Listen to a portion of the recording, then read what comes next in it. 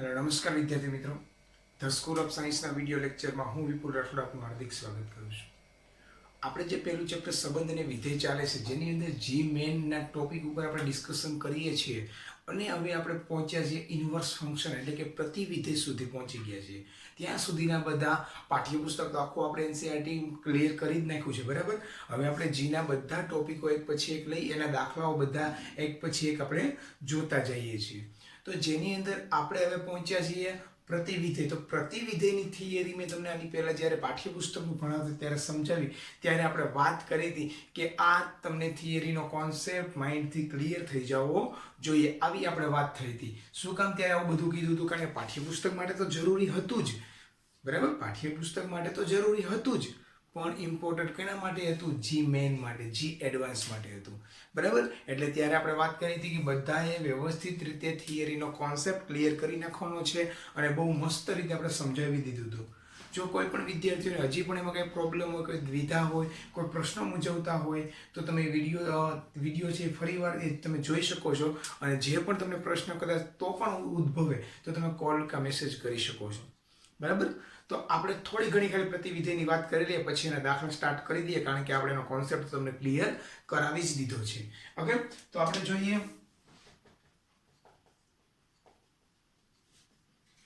પ્રતિવિધેય એટલે કે inverse function, એટલે કે આપણે વ્યસ્ત સંપન્ન વિધેય પણ આવું કહીએ છીએ, બરાબર. તો પ્રતિવિધેય, હવે પ્રતિવિધેયની અંદર બેટા બે વસ્તુ આપણે યાદ રાખવાની હતી. કઈ? તો જે આપણો વિધેય જે છે એ વન ફંક્શન હોવો જોઈએ, એટલે કે એક હોવો જોઈએ, અને બીજું આપણે કીધું હતું ઓન ટુ ફંક્શન એટલે કે વ્યાપ્ત વિધેય હોવો જોઈએ. કોઈ પણ ફંક્શન જે તમને આપેલું હોય, કોઈ બી ફંક્શન જો તમને આપેલું હોય એ એક અને વ્યાપ્ત હોય તો અને તો જ તમે કહી શકો આનું પ્રતિવિધેય શક્ય છે, મતલબ કે અસ્તિત્વ ધરાવે છે, બાકી અસ્તિત્વ ધરાવે નહીં. જો એક અને વ્યાપ્ત હોય તો જ આ જે આપેલું ફંક્શન હોય એનું પ્રતિવિધેય અસ્તિત્વ ધરાવે, બાકી ધરાવે નહીં, બરાબર. આવી બધી આપણે વાતો જોઈ હતી. જેમ કે આપણે એક ઉદાહરણ લઈને જોઈએ, તમને એક્સપ્લેન કરીએ. x છે અને આ y છે. Suppose a b c d છે, બરાબર. ને આની અંદર સપોઝ સમજો કે સ્મોલ x y w અને z છે. તો a આની અંદર મળે છે b c અને d, આ રીતે મળે. તો જો આને એક ફંક્શન એટલે કે એક ફંક્શન એટલે જો એક ફંક્શન છે. શું કામ? કે આપણે અહીંથી આમાં જઈએ એટલે આને f of x કહીએ છીએ, બરાબર. થોડી ઉપર ચડી માહિતી કહું છું. અહીંયા જો a છે ને પ્રતિબિંબ y મળે, એટલે a હોય તો એને શું મળે? y. b હોય તો શું મળે? x. એમ c હોય તો w, d હોય તો z. બધા ઘટકોને અનન્ય પ્રતિબિંબ મળે છે, એટલે તમે અલગ અલગ મૂકશો, અલગ અલગ જ જવાબ આવશે. બધા ઘટકો જે છે પ્રદેશના એને અનન્ય પ્રતિબિંબ મળે છે, એટલે એક છે. એ તો કન્ફર્મ ખબર પડી ગઈ કે એક વિધેય છે. વ્યાપ્ત વિધેયમાં શું થશે? તો વ્યાપ્ત વિધેયની અંદર તમે જો અહીંયા દેખાય તમને સહપ્રદેશ, એના હરેક ઘટકને અનન્ય પૂર્વ પ્રતિબિંબ મળે છે. જોઈ લો, અહીંયા b થી x આવ્યું, x થી b જાય, જો a થી y આવ્યું, y થી a જાય, જો. એટલે સહપ્રદેશના જે હરેક ઘટક છે એને અનન્ય પૂર્વ પ્રતિબિંબ મળે છે. પૂર્વ પ્રતિબિંબ એટલે કયું? આ y નું પૂર્વ પ્રતિબિંબ a કહેવાય, x નું પૂર્વ પ્રતિબિંબ b કહેવાય. એ ડિસ્કશન આપણે બધું લેક્ચરમાં કરી નાખ્યું છે, બરાબર. એટલે આમાં તમે જો તો આ જે છે એને શું કહીએ આપણે? f of x કહીએ. હવે તમે ઇન્વર્સ મેળવો એટલે ઊંધું મેળવો એટલે શું થાય? f inverse of x. શું થાય? f inverse of x. જ્યારે તમે a મૂક્યું તો આ f of x ની અંદર તમે a મૂક્યા હતા તો તમને શું મળ્યું? y. હવે f આ બાજુ વયું જાય એટલે f ઇન્વર્સ ઓફ y મૂકો તો તમને શું મળે? a. એટલે ખાલી આ f છે આ બાજુ વયું ગયું, એટલે f ઇન્વર્સ ઓફ y મૂકો તમને શું મળે? a. ને f of a મૂકો તો તમને શું મળે? y. બરાબર બેટા, આવી કન્ડિશન હતી, બરાબર. હવે એક ઇન્ટરચેન્જિંગ હતું. કેવું ઇન્ટરચેન્જિંગ હતું બેટા? તો આપણે આવી વાત કરી હતી ઇન્ટરચેન્જિંગ ની અંદર કે પેલું આવી વાત હતી કે y બરાબર f of x હોય બેટા, તો આ y છે, આ f છે, આ બાજુ આવે તો આપણે લખીએ કે x બરાબર f ઇન્વર્સ ઓફ y, એટલે કે x બરાબર g of y. આવું આપણે લખી શકીએ. આ y બરાબર f of x હતું એને આપણે શું કરી નાખ્યું? x બરાબર g of y. એટલે આપણે આને કહેતા હતા x ટર્મ ટુ y ઇન્ટરચેન્જિંગ. બરાબર. એક્સ અને વાય નું આપણે શું કરી નાખીએ છે, ઇન્ટરચેન્જિંગ કરી નાખીએ. શું કરી નાખીએ, ઇન્ટરચેન્જિંગ. આપણે જે જવાબ મળે દાખલા તરીકે y બરાબર f ઓફ x આપ્યું, એમાંથી આપણે બનાવી લઈએ x ને કરતા, એટલે આપણે જો f ઇન્વર્સ ઓફ y જ મળી જાય. હવે f ઇન્વર્સ ઓફ y જે છે ત્યાં આપણે ઇન્ટરચેન્જિંગ કરી અને તમે શું લખી શકો, તો x હોય ત્યાં y અને y હોય ત્યાં x. આ હું તમને ઉપર છેલ્લી માહિતી કહું, કદાચ તમારા મગજ ઉપરથી જાતી હોય તો તમે આનો લેક્ચર ડીપમાં જે ભણાવેલો છે એ તમે જોઈ લેજો. આ તો થોડુંક રિવાઇઝ થઈ જાય એટલા માટે હું તમને જાણ કરું છું. બરાબર બેટા, આવી રીતની માહિતી હતી કે આપણે હવે પ્રતિવિધેયની અંદર આપણે જોઈ ગયા હતા, ગ્રાફ પરથી પણ ચેક કરી શકતા હતા. પછી એ y બરાબર f ઓફ x હોય એની અંદરથી x ને કરતા બનાવી અને આપણે ચેક કરતા હતા, x ને કરતા બનાવતા હતા, જે આવતું હતું એ આપણો પ્રતિવિધેય થઈ જતો હતો. બરાબર. અને એ પ્રતિવિધેયની અંદર આપણે x અને y ને આપણે શું કરતા હતા, ઇન્ટરચેન્જિંગ કરી નાખતા હતા. આપણે પાઠ્યપુસ્તકના દાખલા જોઈ ગયા છીએ. બરાબર. એટલે તમારે શું યાદ રાખવાનું છે પ્રતિવિધેયમાં, ઓલો લેક્ચર જોઈને તો ડીપમાં યાદ રાખવાનું જ છે, પણ પ્રતિવિધેય પૂછે એટલે શું યાદ રાખવાનું છે, પ્રતિવિધેયનું તો જ અસ્તિત્વ હોય જો તે વિધેય એક હોય અને વ્યાપ્ત હોય. એક અને વ્યાપ્ત હોય તો જ એ પ્રતિવિધેય જે ફંક્શન આપ્યું એનું પ્રતિવિધેય અસ્તિત્વ ધરાવે, બાકી ધરાવે નહીં. બરાબર. અને એક ઇન્ટરચેન્જિંગ વાળી વાત યાદ રાખજો. ઓકે, આ વસ્તુ આપણે ડીપમાં આપેલી છે લેક્ચરમાં. એવું લાગે તો વિડીયોને પોઝ કરી પહેલા એ લેક્ચર જોઈ લેજો, જેથી કરીને તમને દાખલા બધા સમજાઈ જશે. ઓકે, તો આપણે બીજું કંઈ ન કહેતા દાખલા તરફ આગળ વધીએ છીએ.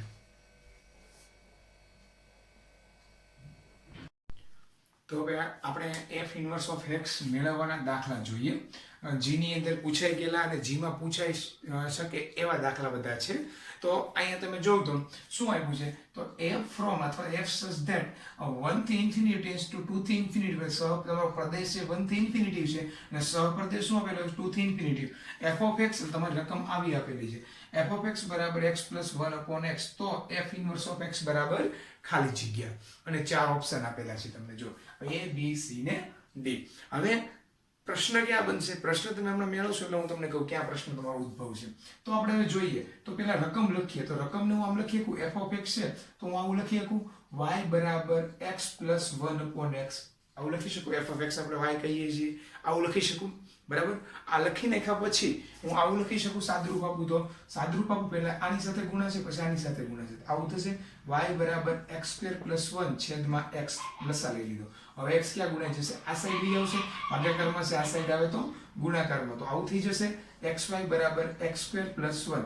હવે જો દ્વિઘાત સમીકરણ મુજબ ગોઠવાઈ શકે તો હું એને ગોઠવી શકું દ્વિઘાત સમીકરણ મુજબ. તો જોઉં તો હવે હું આને આ સાઈડ લઈ આવું તો આમ લખી શકું x² - xy + 1, અથવા તો આને આમ લખી શકું yx, કારણ કે દ્વિઘાત સમીકરણ બરાબર 0. આવું દ્વિઘાત સમીકરણ બની ગયું. હવે તો આપણે અવયવ કેવું સીધું પાડતા તો આવડે જ નહીં. બરાબર. તો આપણે આલ્ફા અને બીટાના જે અવયવ હતા એ સૂત્ર ભણી ગયા હતા, q - b ± √d/2a, અથવા d એટલે શું, b² - 4ac. આ વસ્તુ આપણે બધાએ ભણી ગયા હતા. બરાબર. જે આ 10મા 9મા ધોરણથી ભણતા આવીએ તો આપણે ત્યારે ભણીએ ત્યારે આપણે એવું થાય છે કે આ બધું કામમાં ક્યાં આવશે, તો અહીંયા જો અત્યારે બધું આવી વસ્તુ કામમાં આવે. બરાબર બેટા. તો જોઈએ આપણે.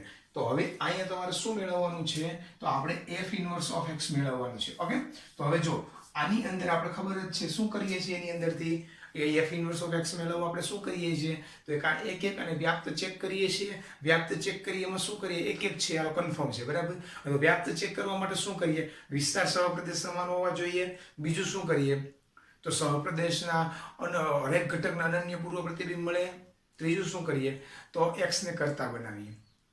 આવી વસ્તુ આપણે કરતા હતા. બરાબર. તો એવી જ વસ્તુઓ અહીંયા જ છે. તો અહીંયાથી જો x બરાબર આપણે આલ્ફા બીટા વાળી વાત કરીએ, x બરાબર આપણે x ના શૂન્ય મેળવીએ તો શું થાય, -b એટલે શું થાય, માઇનસ માઇનસ પ્લસ y થઈ જાય, plus or minus √d/2a. d એટલે કોણ, b² - 4ac. b² એટલે કોણ, y² - 4.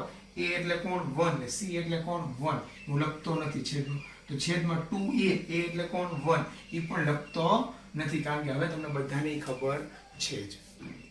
ઓકે બેટા. તો આ રીતનો દાખલો થયો. હવે x જે છે, હવે અહીંયા તમારી પાસે તમને બધાને ખબર છે કોઈ પણ વિધેયનો પ્રતિવિધેય અનન્ય હોય. કોઈ પણ વિધેય હોય, દાખલા તરીકે f of x તમે કોઈ પણ લઈ લો, આ f of x બરાબર x + 1 upon x છે. આનું પ્રતિવિધેયનું અસ્તિત્વ હોય, જો હોય તો, જો એનું પ્રતિવિધેયનું અસ્તિત્વ હોય તો એ પ્રતિવિધેય જે છે એનું વ્યસ્ત સંપન્ન જે છે એ અનન્ય હોય, એક કરતા વધારે હોય, એનું પ્રતિવિધેય કેવો મળે, અનન્ય આપણને મળે. બરાબર. તો અહીંયા તો જો એક આનો અહીંયા તમે જોવું તો એક એનો અવયવ x એ પ્લસ મળે છે ને એક માઇનસ મળે છે. તો બે તો હોઈ ન શકે પ્રતિવિધેય, બેમાંથી કોઈ પણ એક હશે, કાં પ્લસ હશે ને કાં માઇનસ હશે, બેમાંથી એક હોઈ શકે.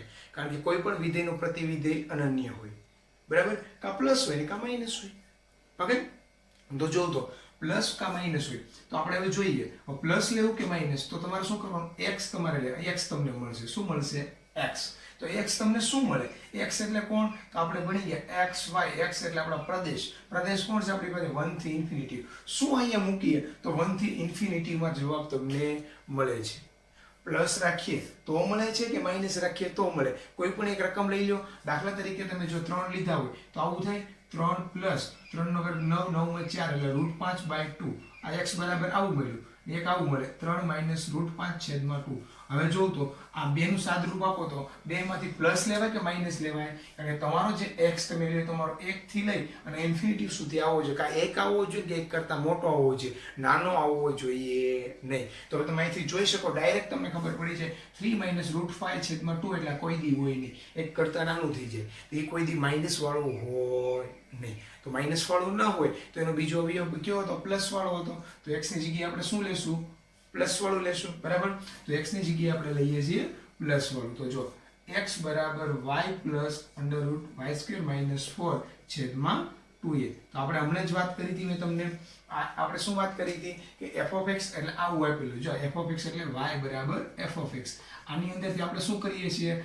x ને બનાવીએ છીએ કરતા. શું કરીએ છીએ? x ને બનાવીએ કરતા. તો જો કેમ x ને કરતા બનાવીએ એટલે આ વિધેય આપણું શું થયું? f ઇન્વર્સ ઓફ y એટલે આપણો શું મળ્યો? પ્રતિવિધેય. પણ આપણે એક વસ્તુ, આ તમારો જવાબ આવી ગયો. હવે તમે અહીંથી તમે આ તમારો જવાબ આવી ગયો. પણ મેં કીધું ઇન્ટરચેન્જિંગ કરવાનું ભૂલાય નહીં. બધા દાખલાની અંદર તમારે અહીં શું કરવું પડે? ઇન્ટરચેન્જિંગ. ઇન્ટરચેન્જિંગ કરો એટલે શું થાય? x હોય ત્યાં y આવી જાય, y હોય ત્યાં x આવી જાય, બરાબર. આપણે એવું ભણી જ ગયા છીએ પ્રતિવિધેયની અંદર. તો જો આવા એવા x છે તો આપણે શું મૂકીએ? y. હવે જો તો x પ્લસ x² - 4 છેદમાં 2 આપણે ઇન્ટરચેન્જિંગ કરીને કાં તમારા ઓપ્શનમાં આ જવાબ હોય ને કાં આ હોય. હવે બેમાંથી જોઉં તો આપણા જવાબ જે ચારેય ઓપ્શન છે એ તો x વાળા છે. કેવા છે? x વાળા. તો આપણે જે આપણે ઇન્ટરચેન્જિંગ કર્યું એમાંથી જશે. તો આ જોઉં તો ક્યાં છે તમારો જવાબ આવો? તો x પ્લસ √x² - 4/2a. તો જો આ દેખાય એ ઓપ્શન. એવો જ ઓપ્શન C છે પણ ત્યાં માઇનસ છે. આપણે લાવવાનું પ્લસ છે તો જાય રહ્યું પ્લસ. તો કયો ઓપ્શન છે આપણી પાસે? એ. તો સાચો જવાબ તમારો શું થયો? એ. બરાબર બેટા. આવી જ રીતે તમારે દાખલાઓ ગણવાના હોય છે કે ના એક એક વ્યાપના પૂછતા હોય ને ત્યારે તમે પાઠ્યપુસ્તકની અંદર બને ત્યારે પ્રતિવિધેય પૂછી નાખે. શું કામ? કે પ્રતિવિધેય પૂછે એની અંદર એક પણ આવી જાય અને વ્યાપ્ત પણ આવી જાય. અને આવા જ્યારે દાખલા હોય તો જેની અંદર જ્યારે તમને દાખલા પૂછે તો એની અંદર તમારી બુદ્ધિનો ઉપયોગ વધારે કરવાનો હોય છે. બહુ લેન્ધી હોય એવા તો માઇનર કદાચ પૂછે તો, બરાબર. એમાં એક એક ચેક કરો ને વ્યાપ્ત ચેક કરો અને વ્યાપ્તમાં તમે x ને કરતા બનાવ્યા હોય પછી તમે કહો કે હા એ f ઇન્વર્સનું અસ્તિત્વ છે, પછી x ને કરતા બનાવ્યો એને કહી દો કે આ આપણું પ્રતિવિધેય છે. એવડું મોટું લાંબુ આઈ થિંક બને ત્યાં સુધી ના આવડે, બરાબર. તો તમને એવું વ્યવસ્થિત રીતે સમજાઈ ગયું હશે. તો હવે તમે કામ કરો, વિડીયોને પોઝ કરી વ્યવસ્થિત રીતે બુકની અંદર ઉતારી લો. મોસ્ટ ટાઈમપી દાખલો છે, બરાબર, બહુ મસ્ત છે દાખલો. અને વ્યવસ્થિત રીતે ઉતારી અને તમારા માઇન્ડની અંદર કોન્સેપ્ટ ક્લિયર થઈ જાય એ રીતે તૈયારી કરજો. હવે આપણે નેક્સ્ટ દાખલો જોઈએ. પહેલાં તમે વિડીયોને પોઝ કરી અને નોટબુકમાં ઉતારી લો બેટા.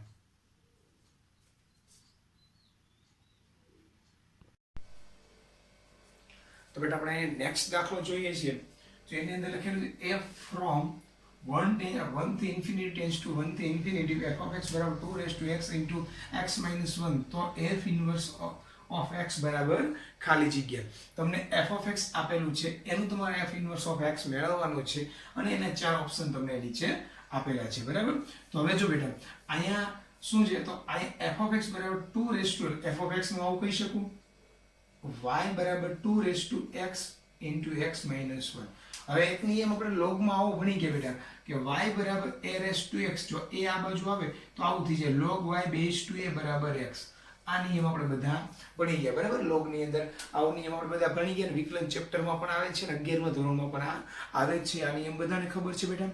તો જો હવે 2 છે હું આ બાજુ લઈ જાઉં આખા 2 બેઝ વાળા લઈ જાઉં છું બરાબર આખો 2 બેઝ વાળું લઈ જાઉં તો શું થાય બેટા તો આવું થાય log y base two 2 x minus 1 આવું થાય સાદુરૂપ આપું તો આવું થાય log y base two 2 x square minus x આવું થાય આ પ્લસ છે બેટા આ બાજુ જાય તો માઇનસ થાય તો આ રીતે થાય x square minus x minus log y base two 2 બરાબર 0 તો આ બની ગયું દ્વિઘાત સમીકરણ તો હમણાં તમે જે બેટા સોલ્વ કર્યું હતું એ જ વસ્તુ પાછી બની ગઈ કયું તો દ્વિઘાત સમીકરણનો અને પહેલાનો જ દાખલો તમે જોયો તો જ્યારે દ્વિઘાત સમીકરણ બને તો તમારી પાસે બહુ સરળ રીત બની જાય છે બરાબર જેથી બધા વિદ્યાર્થીઓને આવડે જ છે કઈ રીત બની જાય છે તો જો x બરાબર -b એટલે 1 plus or minus under route b square minus 4ac b square એટલે કોણ થશે 1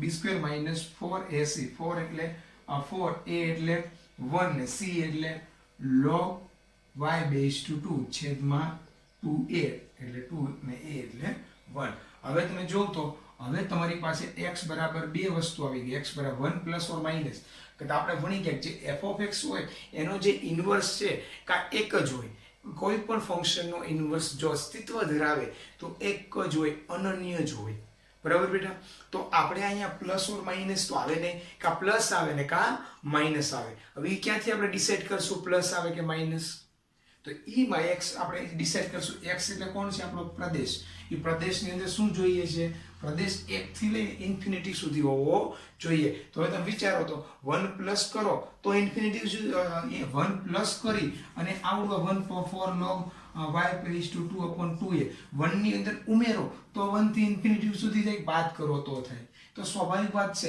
એક ની અંદર તમે ઉમેરતા જાઓ તો જ 1 થી મોટું થતું જાય એકમાંથી બાદ કરો સબટ્રેક્ટ કરો તો કઈ મોટું થવાનું જ નથી એક થી નાનું રહી જાય આપણે તો એક થી લઈને ઇન્ફિનિટી એક કરતા વધારે લેવાના છે આવવા જોઈએ આપણો x બરાબર તો આપણો x 1 થી ઇન્ફિનિટી સુધી આવે એના માટે આપણે શું રાખવું પડે તો એના માટે આપણે x બરાબર 1 પ્લસ વર્ગમૂળની અંદર 1 - 4 log y બેઝ ટુ 2 છેદમાં 2 પ્લસ રાખવો પડે શું રાખવો પડે બેટા પ્લસ ઓકે આ મળી ગયું x આ મળી ગયું તમારું પ્રતિવિધેય પણ તમારી પાસે ઓપ્શન y વાળો છે જોઉં તો y વાળો ઓપ્શન છે તમારી પાસે y વાળો ઓપ્શન ના હોય તો તમારો દાખલો ખોટો નથી પણ તમારે શું કરવાનું બાકી રહી ગયું છે ઇન્ટરચેન્જિંગ x હોય ત્યાં y હોય ત્યાં x તો જોઉં તો હું અહીંથી ઇન્ટરચેન્જિંગ કરી નાખું બેટા તો શું થાય તો y બરાબર 1 પ્લસ વર્ગમૂળની અંદર 1 - 4 આ log x બેઝ ટુ 2 છેદમાં 2a આવો ઓપ્શન છે બેટા કે જો તો આવો ઓપ્શન તમને કે દેખાય તો અહીંયા મને દેખાય છે કે 1/2 1 - વર્ગમૂળની અંદર 1 + 4 log x બેઝ ટુ 2 દેખાય છે તો કયો ઓપ્શન થાય c ઓપ્શન કયો થાય બેટા C ઓપ્શન બરાબર તો આવા દાખલા બેટા કોઈ પણ પૂછે આ દાખલો છે આ જે દાખલો આપ્યો છે પ્રશ્ન બેંકની અંદર પણ આપેલો છે પણ બહુ લેન્ધી કરીને આપ્યો છે તમારો RLS માં પણ આપેલો છે LN માં પણ આપેલો છે પણ લેન્ધી કરીને તમને આ દાખલા આપેલા છે એ દાખલો આપણે લેન્ધીમાં નહીં પણ શોર્ટકટમાં સમજીએ છીએ જેથી તમારે થોડીક જ સ્પીડ રાખો તો થોડીક જ મિનિટોમાં નહીં પણ સેકન્ડોમાં તમારો જવાબ આવી જાય જ્યારે તમે પ્રશ્ન બેંક RLS LN ની અંદર જોજો આનો દાખલો આપેલો જ છે બહુ એટલે બહુ જ લેન્ધી બનાવી દીધો છે દાખલાને ગણવા માટે મિનિમમ તમારી પાસે 5 થી 10 મિનિટ ખાઈ જાય જ્યારે તમે આ રીત યાદ રાખેલી હોય તો આ દાખલો આખો સ્પીડમાં તમે ગણવા બેસો તો 1 મિનિટની અંદર ગણાઈ જાય બરાબર બેટા આ પૂછાઈ ગયેલો પણ દાખલો છે એટલે પ્રશ્ન બેંકમાં RLSમાં બધી જગ્યાએ છે પણ થોડોક મેં કીધું એમ લેન્ધી છે ઓકે એવું લાગે તો વિડીયોને પોઝ કરી આ વ્યવસ્થિત રીતે નોટ ડાઉન કરી લો કારણ કે આ દાખલો ઘણી જગ્યાએ છે પણ મોટી રીતમાં આપેલો છે આપણે અહીંયા શોર્ટકટ રીતમાં બતાવેલો છે બરાબર વિડીયોને પોઝ કરી વ્યવસ્થિત રીતે નોટબુકમાં નોટબુકની અંદર ઉતારી લ્યો બરાબર બેટા પછી આપણે નેક્સ્ટ દાખલો જોઈએ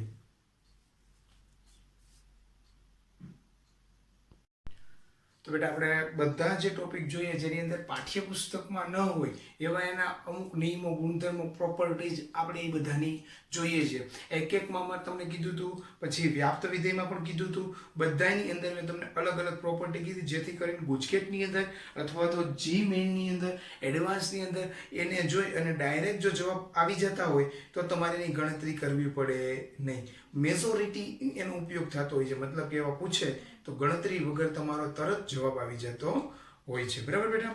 તો એવી અહીં મેં પ્રોપર્ટી લખેલી છે. તમે જોઉં તો આપણે કોના માટે પ્રોપર્ટી લખેલી છે? ઇન્વર્સ ફંક્શન એટલે કે પ્રતિવિધેય માટે અહીં મેં પ્રોપર્ટી લખેલી છે. ઓકે બેટા. તો જો પ્રતિવિધેય માટે પ્રોપર્ટી લખેલી હોય, બરાબર, તો આવી 3-4 પ્રોપર્ટી છે જે તમે મતલબ કે એના ગુણધર્મો જે છે જે તમને ગુંજકેટની અંદર પૂછાય, બરાબર, તો ડાયરેક્ટ એનો જવાબ તમને આવડી જાય અને મોસ્ટ ઓફલી પૂછાતા હોય છે. તો આપણે જોઈએ આ કોના માટે છે બેટા?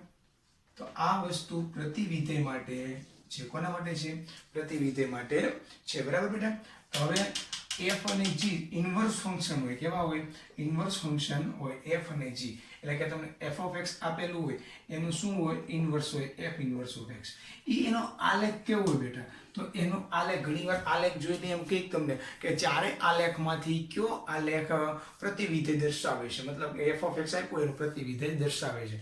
તો જો કોઈ પણ આલેખ તમને આપેલો f of x A y બરાબર x તમે દોરો. શું દોરો? y બરાબર x. આ y બરાબર x. જસ્ટ કે તમે આવું લીધું y બરાબર log x લીધેલો છે, બરાબર. તો log x નો આલેખ તમને ખબર જ છે, આ રીતે સમથિંગ આવે છે, બરાબર. તો હવે જ્યારે તમે આ એનું f અને એનું g બે ઇન્વર્સ ફંક્શન હોય એટલે કે f of x બરાબર શું હોય? f ઇન્વર્સ બરાબર નહીં, પણ f of x નું આપણે કેમાં ફેરવું? f ઇન્વર્સ x નું. તો જો તમારો f of x હતો એ શું છે? તમારો f of x જે હતો એનો આલેખ log x એટલે કે આ રીતનો હોય, તો એનો ઇન્વર્સ તમે બનાવો તો એનો આલેખ આ રીતનો થાય. એક્ઝેક્ટ આ કામ જે છે y બરાબર x એનું કામ જે છે મિરર જેવું થાય. કેવું થાય? મિરર એટલે કે અરીસા જેવું થાય. અરીસામાં તમે બોલ પેન હોય, બરાબર, આ રીતે હોય. અરીસામાં જો કઈ રીતે લાગે, બરાબર, એ રીતે અરીસાનું કામ કરે છે. કોણ? y બરાબર x જે છે અરીસાનું કામ કરે, મિરરનું કામ કરે છે. એટલે કે y બરાબર log x હોય, આમાંથી તમે x ને કરતા બનાવો તો આવું થાય x બરાબર e raised to y. તો આ જે આલેખ છે કોનો થઈ ગયો? e raised to y નો. આ આલેખ કોનો થઈ ગયો? log x નો, બરાબર. એટલે f અને g બે એકબીજાના ઇન્વર્સ ફંક્શન હોય તો તમારો આલેખ હોય એ જે y બરાબર x પ્રમાણે દોરો, y બરાબર x. તો y બરાબર જે x છે એ તમારા મિરર એટલે કે અરીસાનું કામ કરે. આ બાજુ log x નો આલેખ આવો હોય તો અરીસો આ અરીસો છે તો એનું પ્રતિબિંબ કેવું મળે? આવું મળે. તો ઇન્વર્સ એનું ફંક્શનનું પ્રતિબિંબ એવું હોય છે, બરાબર બેટા. તો હજી એક વાત તમે જોઈ લેજો, f અને g એકબીજાના પ્રતિવિધેય હોય તો y બરાબર x ની અંદર આલેખ દોરો તો ઈ y બરાબર x જે છે અરીસા જેવું મિરર જેવું કામ કરે છે. અહીંયા જેવો આલેખ હોય એનો પ્રતિબિંબ આ બાજુ બનાવે એટલે આપણે એને ઇન્વર્સ ફંક્શન કહીએ છીએ.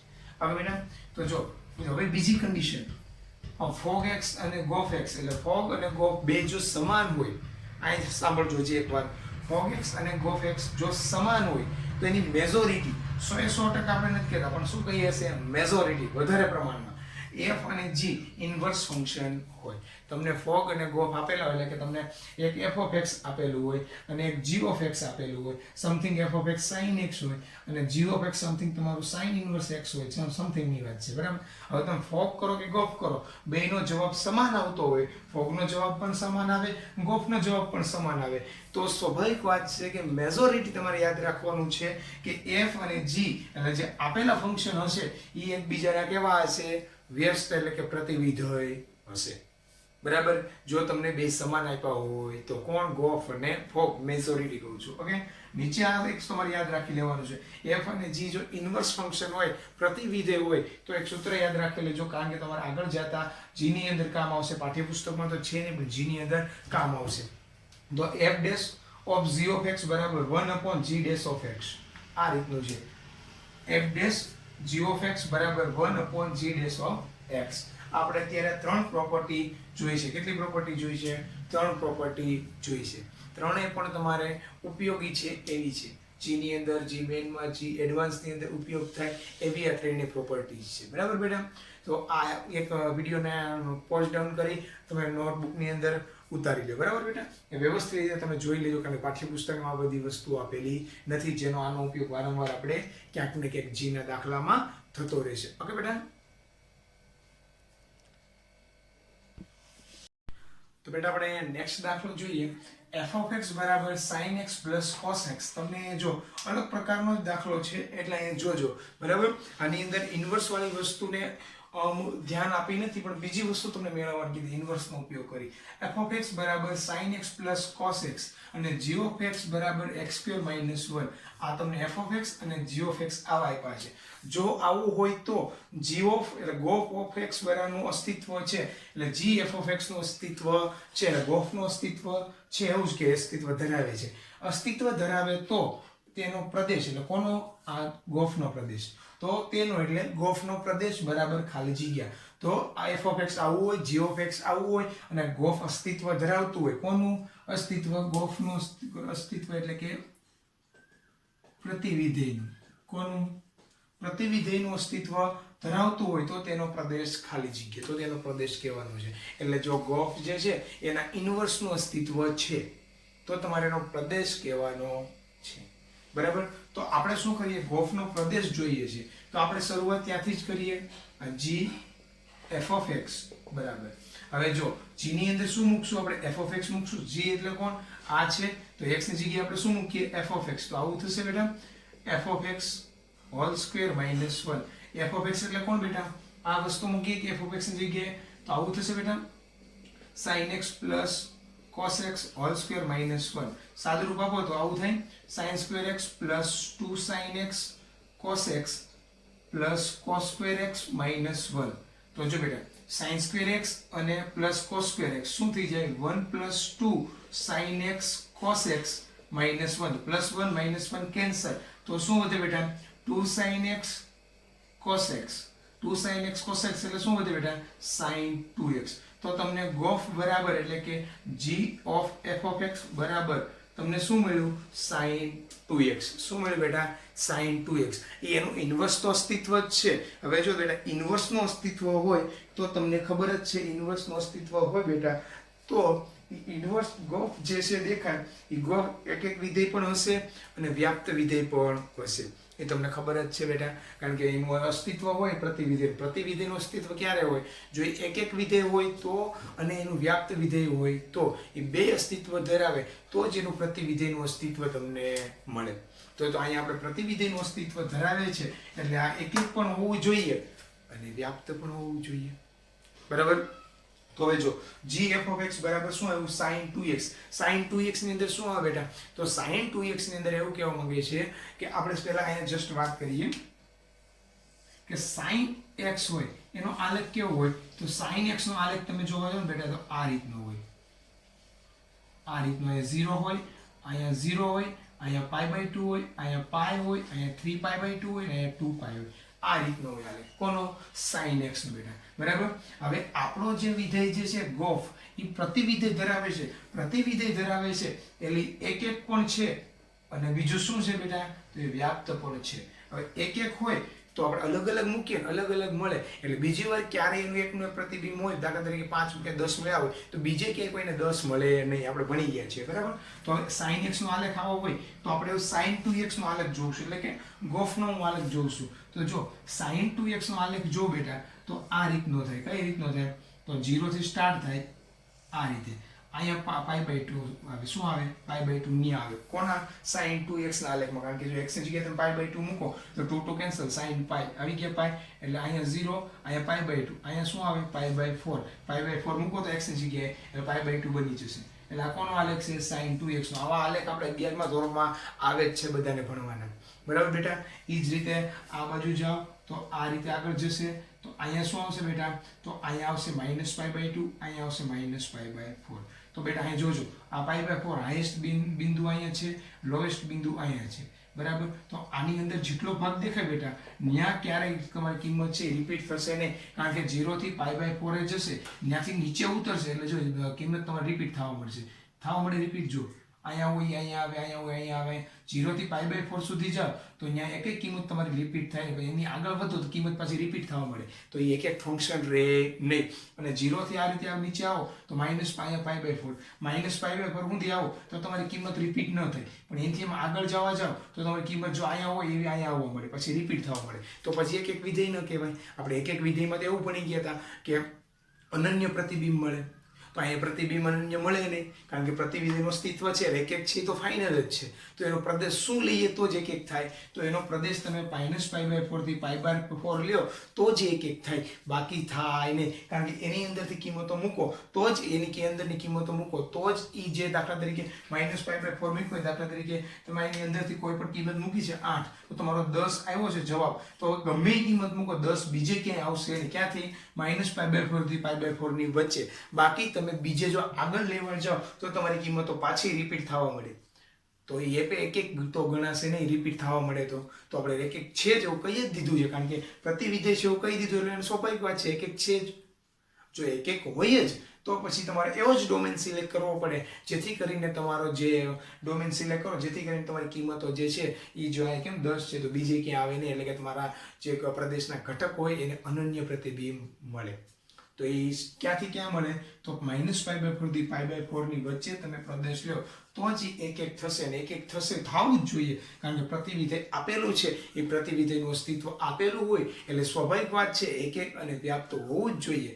તો આને એક એક બનાવવું જ પડે. એક એક બનાવવા માટે તમારે -π/4 થી π/4 જ પ્રદેશ લેવો પડે. એટલે તમારો ઓપ્શન શું આવે? બી ઓપ્શન, -π/4 થી π/4. બરાબર બેટા? બસ આવા જ દાખલાઓ છે, આવી જ વાતો છે, આવા જ ઘણા દાખલાઓ છે. પ્રશ્ન બેંક છે, એરરલેસ છે, એલએન છે, બીએસઆ છે, બધાની અંદર કોમન દાખલાઓ જોઈ છે, મેથડ અલગ અલગ હોય છે, દાખલાઓ તો એક સરખા જ રહેતા હોય છે. બરાબર બેટા? પણ તમારે દાખલાઓ જોવા કરતાં તમારો કોન્સેપ્ટ જો ક્લિયર થઈ જાય તો પછી ગમે એ બુકનો ગમે એ દાખલો હોય એનાથી કાંઈ ફેર પડતો નથી. પણ જો તમને કોન્સેપ્ટ ક્લિયર હોય તો. બરાબર બેટા? આજે અહીંયા સુધી આપણે રાખીએ છીએ. કાલે નેક્સ્ટ પ્રતિવિધેયના જ આપણે થોડા ઘણા દાખલા જે જોવાના છે એ આપણે આગળ જોશું. બરાબર બેટા? હવે બીજું કાંઈ ન કહેતા આપણે વિદાય લઈએ છીએ. જય Hanuman. Thank you very much.